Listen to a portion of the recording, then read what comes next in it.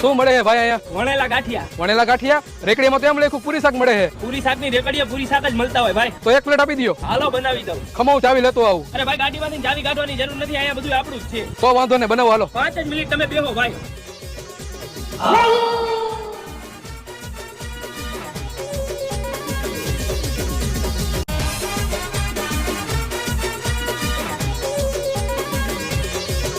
હાલ્યો ભાઈ.